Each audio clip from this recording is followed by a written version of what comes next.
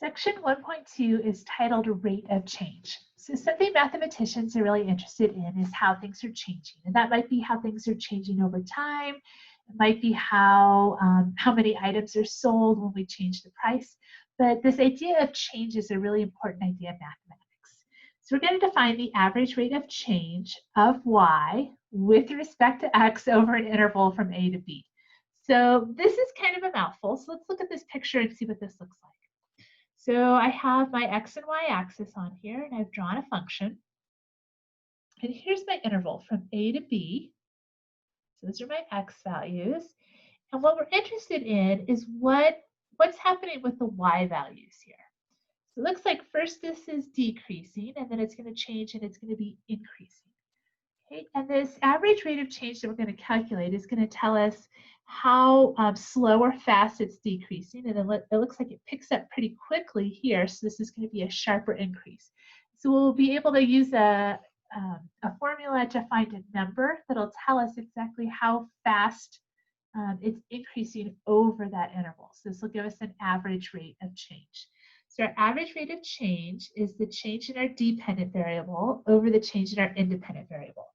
Or that's our change in y. Y is our dependent variable over our change in x. Okay. You might also see this written as delta y over delta x. So if you've taken physics, you might have learned that triangle there is the Greek letter delta.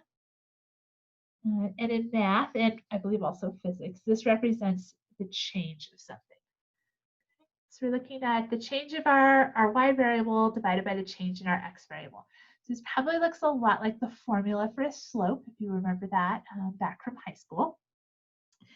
So let's look at some examples with some word problems. A store sells fresh pineapples. Based on the data collected from selling pineapples, if the price is $2, we're going to sell about 80 pineapples. And when the price goes up to $5, we'll sell about 50 pineapples. So we want the average rate of change in demand for the price going from $2 to $5. So our average rate of change. So we need our change in y over our change in x. So if you're having trouble deciding which of these is y and which is x, we have two variables here, the number of pineapples and the price. One strategy for kind of figuring out which is which is if you think about graphing it, what would you put on which axis? So I would put the price on this horizontal axis, on the x-axis, because that's the thing I can control. Right? If I was the grocery store owner, I could set the price of the pineapples. And then what I would measure is the number of pineapples sold. So that would be my dependent variable. So I'm going to look at the change in the number sold divided by the change in the price. So when I have 80 pineapples, that price was $2. And to find that change, I'm going to subtract that price and number sold from the other set. So when the price goes up to $5, it looks like we sell about 50 pineapples. Okay, so my average rate of change will be 80 minus 50 divided by 2 minus 5. So that gives me 30 in the top and a negative 3 in the denominator, which gives me a total of negative 10. Okay, and if I was going to interpret this in context of the problem, because I think that really helps us to understand what we're looking at, the way I would explain this is that the number of pineapples sold decreases by 10, so this is negative,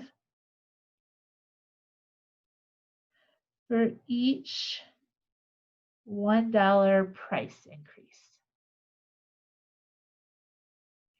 So each time the price goes up $1, we'll sell 10 less pineapples. This kind of is an interpretation of that. All right, so we have two more on here. One is about blood alcohol levels and one is about picking apples. So go ahead and pause the video, give those two a try, see how that works for you, and then we'll come back and we'll do those together.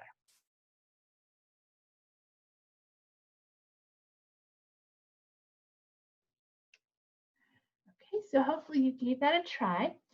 All right, So alcohol is metabolized in the body in such a way that our blood alcohol content decreases linearly. So that means it decreases in a straight line, like something like that. Okay. A study by the National Institute on Alcohol Abuse and Alcoholism showed that for a group of fasting males who consumed 4 drinks rapidly, their blood alcohol rose to a maximum of 0.08 grams per 100 milliliters about an hour after the drinks were consumed, and then 3 hours later it decreased to 0.04. Find the rate of change in our blood alcohol content. All right, so my average rate of change.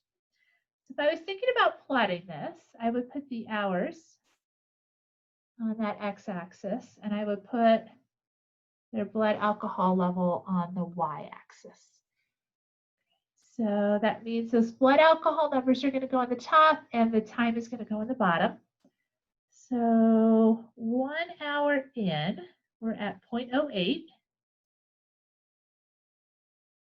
And then 3 hours in, we're down to 0.04. So that gives me 0.08 minus 0.04 over 1 minus 3. That gives me a 0.04 divided by a -2, which is -0.02. The interpretation here would be that the blood alcohol content drops 0.02 per hour. This is something along those lines to be an explanation in context of the problem. Then number 3, Charlie picks apples in the orchard. By 9, he has 150 apples. 2 hours later at 11 a.m., he's picked 550. So our average rate of change here. Okay, those number of apples is going to be in the numerator. That's our change in y. So I have 150 apples at 9 a.m. And I have 550 apples at 11 a.m. Okay, so that'll give me a -400 over a -2, which gives me a +200. In other words, Charlie picks about 200 apples per hour. Would be that interpretation. Now, you might have done this problem where you used the 11 o'clock time first. So you might have written this as the 550 apples at 11 a.m. minus the 150 apples at 9 a.m. And you would have gotten 400 over 2, which is also equal to 200. So it doesn't matter which order you put them in as long as you put the x and the y that go together in the same spot. Right? So that 150 and the 9 go together, so they either need to be both in the first spot or both in the second spot. Okay? So it doesn't matter which order, you'll still get the same answer as long as you're just consistent that you use the same ordered pair first or the same ordered pair second. All right.